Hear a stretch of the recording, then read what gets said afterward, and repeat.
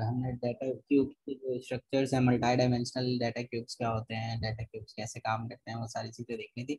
अच्छा, आज का जो हमारा टॉपिक है बेटा, वो ऑलमोस्ट समझ लें कि आज हम लोग ऑलमोस्ट आपका जो डाटा वेयर हाउस का पार्ट है ना, क्योंकि 70% जो है वो आपका डाटा वेयर हाउस पार्ट था और 30% जो था वो आपका डाटा माइनिंग का पार्ट था। तो ऑलमोस्ट आज जो है वो ETL जब हम कंप्लीट करेंगे तो your 100% of data warehouse part will be completed. तो बस हमारे पास अब जो रह जाएगा वो डाटा माइनिंग का पार्ट होगा, जो हम कंप्लीट कर लेंगे जल्दी वो भी। तो ऐसे कुछ इतना है नहीं। डाटा माइनिंग में हमें 2-4 चीज़ें पढ़नी है जो डाटा वेयर हाउसिंग के कॉन्सेप्ट से रिलेटेड है। वैसे तो डाटा माइनिंग खुद एक पर्टिकुलर कोर्स है आपके कोर्स वर्क में, ठीक है। लेकिन अभी जो हम बेसिक पार्ट देखेंगे वो 30% ऑफ द डाटा माइनिंग की basic techniques in related to data warehouses जो है उनको हमने देखना है, ठीक है। तो आज का जो बेटा हमारा टॉपिक है वो बहुत ही इंपॉर्टेंट टॉपिक है। जब हमने फर्स्ट डायग्राम देखी थी डाटा वेयर हाउस की, इस तरह देखें तो यहाँ हमने कुछ बातें की थी कि ये टायर 0 है, ये टायर 1 है, ये टायर 2 है और ये टायर 3 है। इसमें यहाँ पे एक वर्ड लिखा हुआ था, ये वाला ETL, ठीक है। अब आज जो लेक्चर है वो बेसिकली इसी पे जो है वो कंप्राइज्ड है कि आपने ETL के रिलेटेड चीज़ें पढ़नी है। होता क्या था बेटा कि जब हम डाटा वेयर हाउस का ओवरलुक लेते हैं, क्या था कि आपके पास टायर 0 है जिसमें डाटा आता है आपका, ठीक है। डाटा आने के बाद डाटा, आपको पता है कि डाटा वेयर हाउस में it is not in a structured form.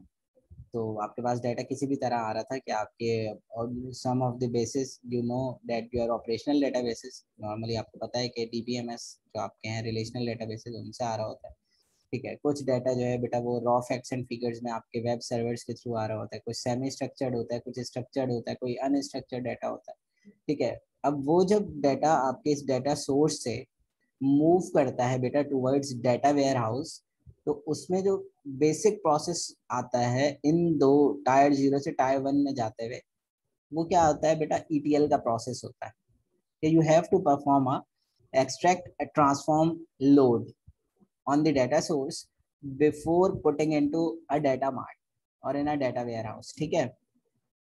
ये बात समझ में आती है सबको कि आपको before putting your data sources into data warehouse you have to perform the ETL operation on that data sources, ठीक है।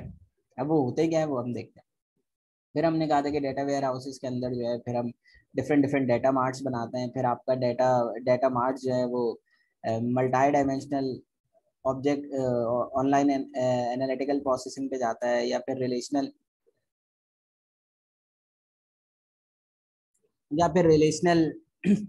एनालिटिकल प्रोसेसिंग पे जाता है, जो हमने शुरू की क्लासेस में डिस्कस किया था। फिर देन उससे रिलेटेड जो है बेटा बिजनेस यूजर्स जो हैं वो उनकी नीड के अकॉर्डिंग टूल्स इंप्लीमेंट होते हैं, या तो फिर आप कोई क्यूरी रिपोर्टिंग करते हो या एनालिसिस परफॉर्म करते हो या डाटा माइनिंग करते हो, और फिर वो जो है बिजनेस यूजर को वो चीज़ बताई जाती है और उसके अगेंस्ट में डिसीजन लेते हैं, ठीक है। अब हम देखते हैं बेटा कि ETL है क्या। यहाँ किसी को बैकग्राउंड समझ में आ गया बेटा कि क्या बैकग्राउंड है हमारे लेक्चर का आज का? मतलब डेटा को क्लीन करना है जो फॉर्मेट में नहीं है। नहीं नहीं, बेसिक, हाँ, हमने ETL के प्रोसेसेस को देखना है, ठीक है। तो थोड़ा सा हम ओवरव्यू लेते हैं और फिर देन जो है वो हम जाएंगे अपने उस पर। आपको मालूम है बेटा कि डाटा वेयर हाउस क्या है? Data warehouse sir is a data system. Source से डेटा एक्सट्रैक्ट करते हैं, उसके बाद फिर उसे ट्रांसफॉर्म करते हैं ट्रांसफॉर्म करते हैं और लोड और फिर करते हैं डेटा मार्ट टुवर्ड्स में डाटा उसको वेयर लोड कर हाउस। देते हैं। हाँ, डाटा मार्ट्स में या डाटा वेयर हाउस, क्योंकि बेसिकली जब हम जी। कहते हैं ना कि डाटा मार्ट्स बने हैं, तो आपको डाटा वेयर हाउस और डाटा मार्ट्स का भी डिफरेंस पता होना चाहिए। वो असाइनमेंट दूंगा आप लोगों को, ठीक है, कि क्या डिफरेंस ठीक है। होता है, ठीक है। तो जर्नली क्या है बेटा, डाटा वेयर हाउसेस के बारे में आप थोड़ा सा ये जल्दी जल्दी क्विक रिव्यू करेंगे ताकि हम ETL पे पहुंच जाए। Data warehouses system use for reporting and data analysis. Basically data warehouses का काम क्या है कि it will use for reporting and data analysis, ठीक है। अब इसमें होता क्या है बेटा, इंटीग्रेटेड डाटा फ्रॉम वन और more different sources to create a central repository of the data as a data warehouse. यही काम किया था कि हमने बहुत सारे डाटा सोर्सेज को इंटीग्रेट करते हैं to create a central repository of a data, जिसे आप डाटा वेयर हाउस कहते हो। अब डाटा वेयर हाउस की डेफिनेशन जब हमने देखी थी वो क्या थी कि data warehouse is a subject oriented integrated time variant and non volatile collection of data, ठीक है। यहाँ तक तो आप सबको क्लियर है चीजें। अब जो डाटा वेयर हाउस में हमने बात की थी कि इट्स सब्जेक्ट ओरिएंटेड, तो आपको मालूम है कि सब्जेक्ट ओरिएंटेड मींस कि it will work on a particular area. जैसे ये सब्जेक्ट इसका होगा पर्टिकुलर, उसी पे काम करेगा, ठीक है। A data warehouse can be used to analyse a particular subject area. For example HDSS data के बारे में बात कर रहे हैं तो वो उसी से रिलेटेड ही काम करेगा। इसी तरह इंटीग्रेटेड है, इंटीग्रेटेड मींस के यू हैव डिफरेंट आउटलेट। जैसे मैं आपको यूनिलीवर की एग्जांपल देता था कि आप you have Unilever has so many outlets in different countries or in different region, ठीक है, और they collect their data from different regions and then put into data warehouse.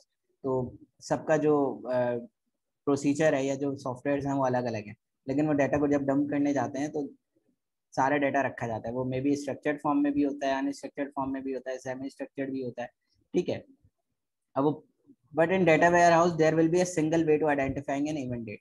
तो उनके लिए जो है बेटा वो उसको आइडेंटिफाई जब कर रहे होते हैं वो इवेंट डेट के अकॉर्डिंग कर रहे होते हैं, वो आप सब देख चुके हैं, ठीक है। टाइम वेरिएंट में क्या है बेटा कि कितने ईयर्स का डाटा होना चाहिए डाटा वेयर हाउस में, कि one can retrieve data from 10 year 5 year और सो ऑन, ठीक है। अच्छा, ये डाटा वेयर हाउस में जो डाटा आता है बेटा वो आपके डिफरेंट ट्रांजैक्शन सिस्टम्स का ही डाटा आया हुआ होता है, जिसे आप जो है वो अपने पास स्टोर कर रहे हो। तो लेकिन जब आप बात करते हो ना कि you have only a transactional systems, so it means you have most recent data, but in when we talk about data warehouses you must contain a historical data, ठीक है। नॉन वॉलेटाइल इन नेचर क्यों होता है बेटा? One data is in the data warehouse, it will not be change, ठीक है। तो normally आप हिस्टोरिकल डाटा को चेंज तो नहीं करते ना, मतलब जैसे पाकिस्तान 1947 में बना है तो भाई अब कुछ भी हो जाए तो हम ये तो नहीं कर सकते ना कि 14 अगस्त 1947 को भाई जो है ना वो बहुत ज्यादा लोग जो है वो सेलिब्रेट कर रहे होते तो हम 16 अगस्त को करेंगे, ऐसा कर सकते हैं हम? नहीं कर सकते ना। मतलब जो हिस्टोरिकल चीजें हैं वो वैसे की वैसे ही रहनी है, उन्हें आप ऑल्टर नहीं कर सकते। तो same as it is while we talk about in a non volatile nature of data, it means you don't allow to change और alter the historical data in data warehouse. अब ETL में होता क्या है? सोर्स ए से files आई, जो data basis है, source B से भी कुछ फाइल्स आई वेब सर्विसेज के थ्रू, मैसेजेस के थ्रू, डिफरेंट डिफरेंट, और फिर उसका टारगेट क्या होता है कि उसे आपने लोड करना होता है, रीड अप्लाई लॉजिक राइट, जो आप ETL में कर रहे होते हो। उसके थ्रू आप जो चीज़ें हैं उनको आप टूवर्ड्स डाटा वेयर हाउस भेजते हो। इसमें ETL प्रोसेस में क्या क्या होती है, आपका डाटा आता है बेटा, उसको जो है वो ETL की टेक्निक्स परफॉर्म करते हो, फिर एनालिटिक्स परफॉर्म होती है, फिर आपके डैशबोर्ड्स बनते हैं जो अभी हम डायग्राम देख रहे थे। अच्छा, अब हमारे पास जो डिफरेंट टेक्निक्स हैं या जो प्रोसीजर है इसका वो क्या है, उस पर हम वापस आते हैं। ETL cycle. एक्सट्रैक्ट में क्या होता है बेटा? In extract you have to process the reading data from different sources. ये जो बात हमने की कि आपके डिफरेंट फाइल से आ रहा है, फिर देखें ये एक्सट्रैक्ट होता है टूवर्ड्स फ्रॉम डाटा सोर्स, और फिर ट्रांसफॉर्म होता है, ठीक है। ट्रांसफॉर्म होने के बाद ट्रांसफॉर्म में क्या प्रोसेस अप्लाई होता है on ETL cycle? The process of transforming the extracted data from its original state into consistent state so that it can be placed into another database। तो नॉर्मली जो transformation होती है ना वो इस तरह होती है। इसकी मैं सिंपल सी आपको एग्जांपल देता हूँ बेटा कि एक डाटा बेस था, उसका जो स्ट्रक्चर था वो ये था कि वो मेल्स और फीमेल्स को जो है वो सेव कर रहा था विद डोनेशन M और L, ठीक है। और एक डेटाबेस था जिसमें MALE कैपिटल में लिखा हुआ था, एक में MAFEMALE कैपिटल में लिखा हुआ था, एक और था जिसमें M कैपिटल और बाकी सब स्मॉल था, और एक था जिसमें F कैपिटल और बाकी सब स्मॉल। इसी तरह एक डेटाबेस था जिसमें वो मेल और फीमेल को 0 और 1 से रिप्रेजेंट कर रहे थे। अब होगा क्या बेटा कि जब उसने डाटा वेयर हाउस में जाना है ना, तो उसके अंदर हम ये नहीं कर सकते कि डिफरेंट डेटाबेसेस को डिफरेंट स्ट्रक्चर के साथ पुट कर दो। You have to first transform the extracted data. जो एक्सट्रैक्ट करके लाए थे ना इतने सारे डेटाबेसेस से, वो different different formats of data, उसको आपने ट्रांसफॉर्म करना into a consistent state. Consistent state mean जितनी भी एंट्रीज हैं ML, मेल फीमेल, 0 1 और कैपिटलाइज और अनकैपिटलाइज, उन सबको आपने कंसिस्टेंट करना है। इट मींस कि you have to assign the values of a single mode. या तो आप सबको मेल फीमेल कहें, या सबको MF कहें, या सबको 0 1 कहें, ऐसा नहीं हो सकता कि वो जो डाटा आप भेज रहे हो डाटा वेयर हाउस के अंदर फॉर लोडिंग, वो सारा का सारा डिफरेंट डिफरेंट वैल्यूज के अंदर हो। ऐसा नहीं हो सकता। You have to perform a consistent state so it can be placed into another database. ये बात समझ में आती है आपको बेटा कि ट्रांसफॉर्म में हम क्या कर रहे होते हैं? ये तो मैंने तो सिर्फ आपको एक सिंगल कॉलम की एग्जांपल दी है, इसी तरह हजारों कॉलम ऐसे होंगे, हजारों एट्रीब्यूट्स ऐसे होंगे जिनके अंदर ये वाला प्रॉब्लम होगा। You have to make a consistent data. ये पार्ट या पॉइंट सबको समझ में आया है या नहीं जी बच्चों? सर ये वही है ना जो हमने पहले एक डिस्कस करा था, एड हॉक डेटा। हाँ, एडहॉक में भी यही कर रहे होते हैं, इसी तरह की चीजें होती हैं कि you have to put a data for a hold, और फिर आप उस पर जो है वो एक सवाल करते हैं तो सवाल दर सवाल निकलते आते हैं उसमें से। ठीक है, then you have to perform the cleans operation. Cleans means कि you have to perform a cleaning, data cleaning operation. Data cleaning में क्या होता है बेटा कि जिस तरह हमने बहुत शुरू में डिस्कस किया था, शुरू में पढ़ा रहा था, in cleaning we have to perform to check the missing values in a data set, और you have to check the data type of the values, और कोई आपकी अनकंसिस्टेंट डाटा तो नहीं आया हुआ। तो जो डाटा क्लींजिंग का प्रोसेस है वो भी आपका ट्रांसफॉर्मेशन के अंदर परफॉर्म होता है, जहाँ आप डाटा को ट्रांसफॉर्म कर रहे होते हैं। देन बेटा वो डाटा कहाँ स्टोर होता है? Store into a temporary storage, और देन फिर आप उसे क्या करते हो बेटा? Towards load. लोड क्या होता है? The process of writing the data into target source. Target source आपका क्या है कि आप डाटा वेयर हाउस से उस डाटा को लोड करके कहाँ भेज रहे हो? OLAP पे भेज रहे हैं कि जहाँ पे आप इसके ऑनलाइन एनालिटिकल प्रोसेसिंग परफॉर्म कर सकोगे। तो this is the basic overview of ETL cycle. यहाँ तक किसी को कोई मसला, कोई चीज नहीं समझ में आई तो मुझे बताओ। ये क्लियर है सर। क्लियर है? तो हम आगे बढ़ते हैं बेटा। अब ETL processing is independent yet interrelated. Basically ETL का प्रोसेस जो है वो इंडिपेंडेंट होता है, but it's interrelated steps. It is important to look at the big picture. Data acquisition time में इंक्लूड। देखिए बेटा, अब होता क्या है कि you have to extract data from different sources. फिर डाटा की मूवमेंट हुई, मीन्स कि उसे आपने आगे भेजा, फिर ट्रांसफॉर्मेशन हुई, ट्रांसफॉर्मेशन के बाद डाटा की लोडिंग, क्लींजिंग हुई, क्लींजिंग के बाद फिर आप डाटा को लोड करते हो, फिर उसकी मेंटेनेंस होती है, और फिर आप स्टैटिस्टिकल कलेक्शन करते हो। तो backup is a major task is a data warehouse, not a cube, क्योंकि आपके पास डाटा वेयर हाउस के अंदर इसके बैकअप मौजूद होते हैं, ठीक है, लेकिन डाटा क्यूब के अंदर ऐसी कहानी नहीं होती। वो सिर्फ वही वैल्यूज, वही डायमेंशंस कैरी करता है बेटा जो उसके यूजेज के होते हैं। सबसे पहला काम क्या होता है? First step of ETL followed by many sources systems extractions are typically OLTP system, a very complex task due to number of reason। जो एक्सट्रैक्शन का प्रोसेस है, जो सबसे पहला स्टेप है, वो आपके लिए क्या है? कॉम्प्लेक्स टास्क होता है। क्यों? क्योंकि डिफरेंट डिफरेंट रीजंस है। वो रीजंस क्या है वो आप सबको मालूम है। वो सबसे पहला रीजन क्या है? Very complex and poorly documented source system, कि जिस सोर्स सिस्टम से वो डाटा आ रहा है, कितने लोग ऐसे हैं जो जब डेटाबेसेस बनाते हैं या प्रोग्रामिंग करते हैं तो they have perform a documentation, मतलब आप डॉक्यूमेंटेशन भी बनाते हो साथ साथ। कितने लोग ऐसे हैं आपकी क्लास में?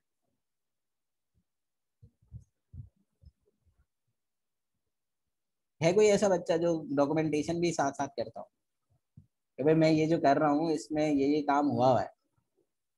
तो you have no need to go through my system, you just read the documentation and understand my system, that what I have done in my system। नहीं है सर ना? आपकी आवाज बहुत कट रही है। अब सही आ रही है? सर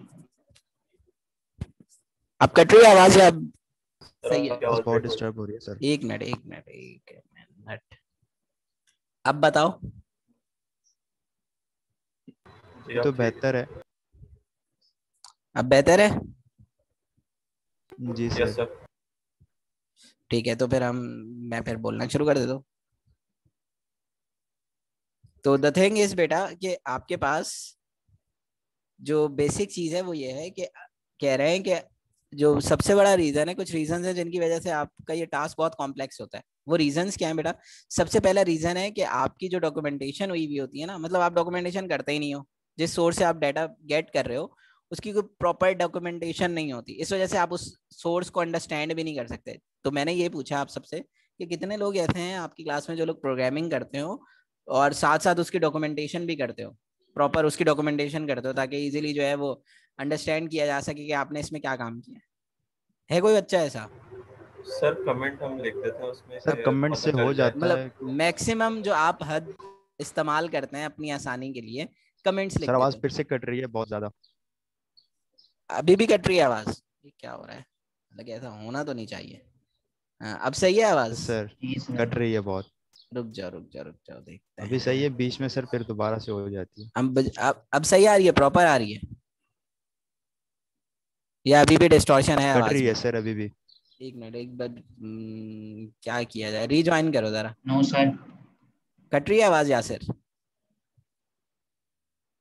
चले यासिर ठीक। अब सही है जी कदीर? कितने लोग ऐसे हैं क्लास में जिनको आवाज में डिस्टॉर्शन आ रही है?